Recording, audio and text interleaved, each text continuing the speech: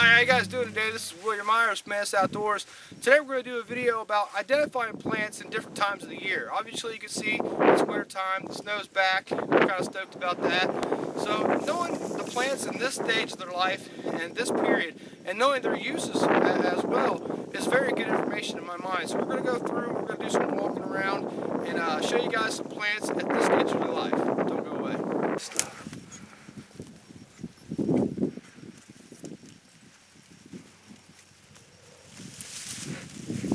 Okay guys, what we got here is bull thistle. This is a basic plant. I teach this to all my kids and my students. And this is great tender at this time of the year. This stuff will go up really, really nicely. But in the summertime, in the spring and summertime, spring especially, the stalks of these are edible. And all you got to do is remove the tines from here, the thorns I guess I could say. And you could do that with a rag of some kind. You could do it with a knife, but it's not really necessary. A piece of leather works great. If you wrap the piece of leather around it and just go all the way up the stalk, knocks all those barbs completely off. And then it can be eaten raw, or it can be boiled, whatever, however you want to cook it. You would cook it like asparagus, but it does not taste anything like asparagus no matter what a book says. I've read several books that says it has an asparagus taste. Makes me think that they haven't ate the stuff ever in their life. Alright guys, so this is goldenrod that we're in front of right now, and at this time of life it's again really good for fire tender. This is one of my favorite tenders as far as solar ignition goes this time of year. This time of year solar ignition can be pretty tough because you know obviously it's colder, you got to work those temperatures up, you're further away from the sun, you have variables that are against you, so you want the best tender that you can, so everything, you know, you're setting yourself up for success at that point. And this is one of the tenders that I choose for solar ignition at this time of year. In the spring and the summer, when this stuff comes up, the leaves, the stalk, the flowers, everything can be put into a tincture. And as long as you got some kind of like a brown beer bottle or something that's not going to be penetrated by the sun very well, you can put these in that bottle or jar, what have you. Fill it up with something that's 100 proof, like a vodka or something like that, Everclear moonshine. And that will make that tincture. Just shake it every day for about 2 weeks, and then it'll be ready. Alright guys, so after that 2 weeks is complete, the tincture that you're going to be left with is really, really good for cold and flu symptoms. I encourage you guys to do some research on yourself for dosage and for repetition of those doses itself. These are edible. These are the heads, the yellow flowering heads can be collected, they can be dried, and then powderized, and that can act as a flower extender. I find the taste actually fairly nice. It's not too bad. Some flower extenders that are in books and things like that aren't the greatest. This I find has a pretty pleasant taste. There's also a really, really cool thing that happens. I'm going to step up into the camera to goldenrod. That is a resource. This is a larva pod, and this just makes an awesome natural bobber for fishing. That's just natural stuff that you could pick up and use, and this works really, really well. Just tying it on one part, you know, as long as you got a decent little bit amount of weight underneath of it to stick it up, and it just acts just like a bobber.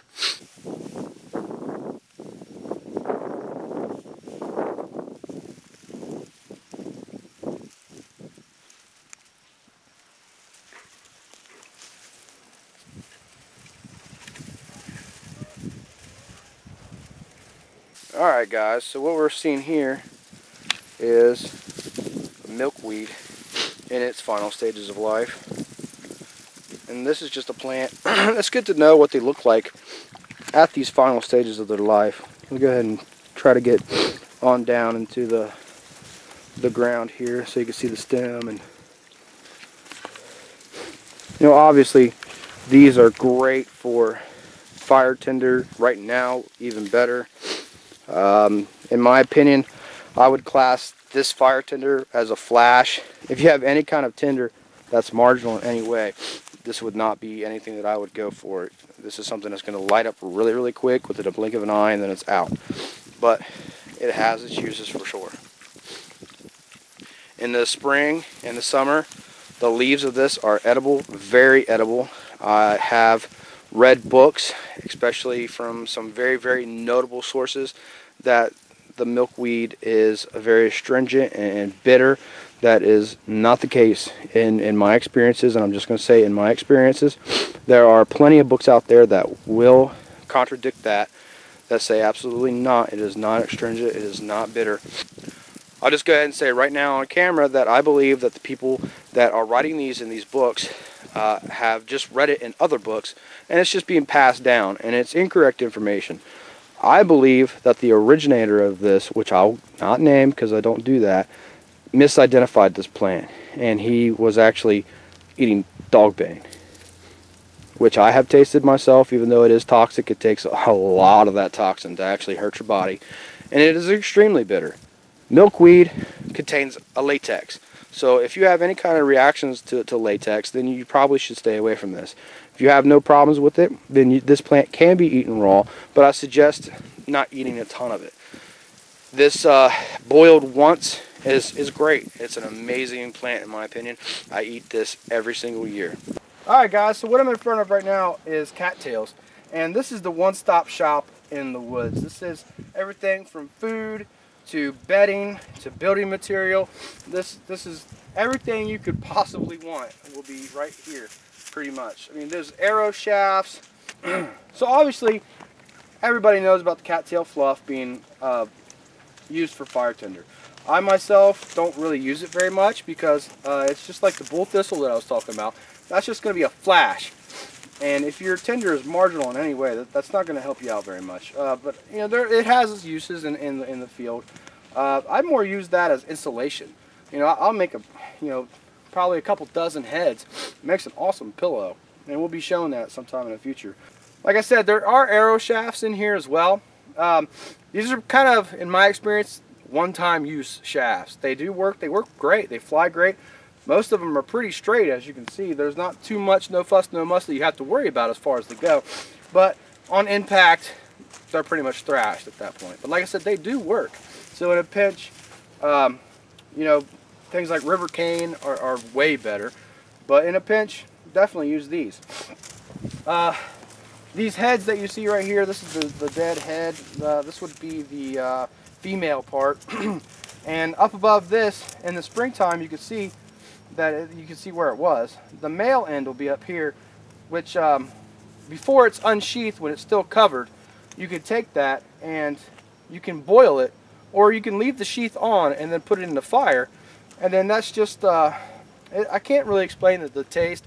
A lot of people say it's like corn on the cob just because of the way it's prepared. It tastes nothing like corn on the cob to me. It is a very pleasant taste in my opinion. But cattail is one of those resources that if you have it in your area, you just have so many things that can be done. You know, I've made shelters completely out of nothing but cattail before, and it's very extremely warm. Right now the ground is frozen, but if I was able to get to them, the root system of this, the rhizomes, which grow vertically, they can be collected, and they can just, as they are, cleaned off a little bit, put on a fire and roasted really lightly, and then split open. It's just pretty much 100% starch. It's almost like mashed potatoes, but a different kind of taste.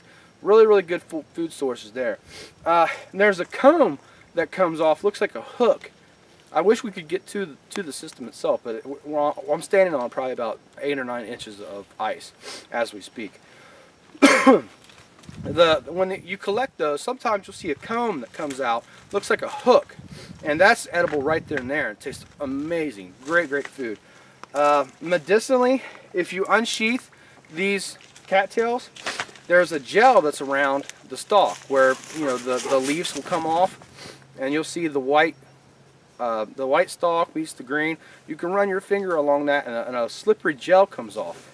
That's antimicrobial, and it has some numbing agents to it as well. So keep that in mind if you're cut and you're around the water's edge. Unsheathing it at the same time, the white ends of the cattail can be chopped up and you can eat them raw. I have. They taste pretty good. Sauteed with some butter and onions, great. I mean, there's just so much that the cattail can do for you, from building material to everything. You know, there's so many different food values and food sources that the cattail is going to provide for you. I mean, this is something that you definitely want to do your research on. You want to do a lot of research on it, and you want to keep these in your toolbox.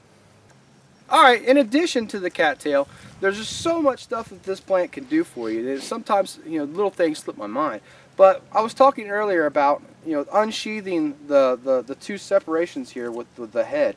There'll be two separate portions here. I wish it was springtime so I could show you guys.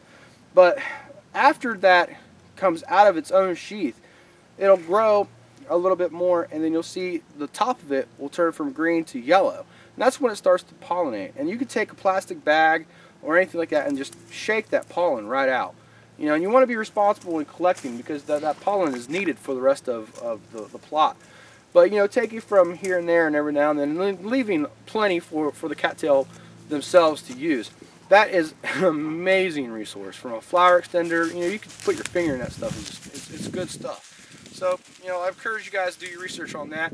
Just figure out, for yourself what you'd wish to use that for as well. Alright guys, so the plant that's in front of me right now is a member of the Umbel family, and it's Queen Anne's Lace Wild Carrot. And this is one of the families that you really want to do your research on. You want to get out there with a professional, and you want to be identifying these plants with a professional as well. In fact, we're going to, as soon as we cut the video and recut, we're going to be doing some yarrow. Because it's 2 seconds from me right here. And yarrow is part of the Umbel family as well. Also, poison hemlock or water hemlock. Those also are part of the Umbel family. With Queen Anne's Lace Wild Carrot, there'll be a purple flower in the middle. There's also hair on the stems. The poison hemlock has a hollow stem. It also has no hair, and if you actually break that stalk, there's a very putrid smell that poison hemlock has. Poison hemlock will have key identifiers. Like I said, there's no plant out there that has the exact same characteristics as any plant. There's going to be some key identifiers. Poison hemlock usually doesn't have any hair on the stalk. Wild carrot is loaded with hairs up and down the stalk. Poison hemlock has purple flexing all through the stalk. When you cut poison hemlock, it smells putrid, in my opinion. Now that actually goes kind of counter to water hemlock, which the survivors of water hemlock have reported kind of a sweet taste. That stuff is absolutely deadly. One leaf, in fact, one bite of one leaf can contain enough poison in it to kill you. It's a brain alkaloid that works very fast, in fact. Pointing fact, it's pretty famous throughout history because Socrates, the famous philosopher in Greece, asked for poison hemlock tea to kill himself. Okay guys, so this is yarrow at its end stage of life. See that umbrella looking flower that will be white, and here would be the leaves of that, which when you see it in the spring and summer, these are really feathery leaves. Alright, making a tea out of yarrow has some anti-inflammatory properties. Not at this stage of life, I'd go ahead and just leave it alone, but I just want to show you guys all the stages of the plant's life. In spring and summer, we'll go through some yarrow and its uses. I actually, excuse me, I actually have a previous video on my channel on that subject as well. But like I said, making a tea out of the leaves and the flower heads can have some anti-inflammatory properties. As soon as you put a leaf of yarrow in your mouth, you'll know the very astringent, medicine-y taste. And later on in the summer is when it really gets that really astringent taste. When all the bugs are trying to attack it, it'll develop that astringent as a defense to the bugs themselves. Another use for yarrow, it's widely known, is that yarrow is a blood clotter for nice deep wounds, almost to the bone.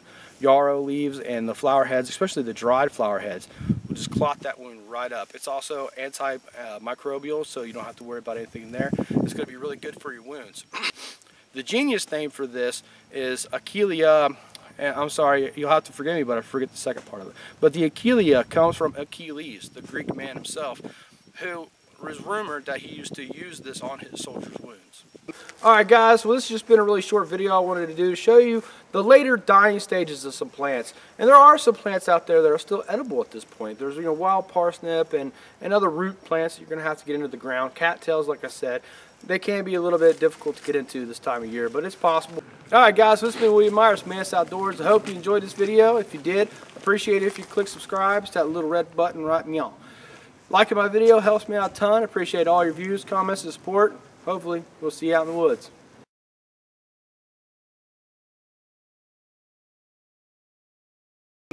These are edible in the wintertime, or these are not. So let's move on. Wow. Should have had that Diet Coke, right? There's dog. God, I can't stay out of the water, can he? Okay, just another thing about the cattails. Just adding to that, there's so much of this remix.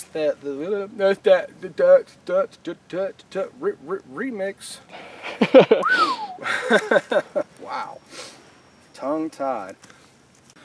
And that's part of the yarrow.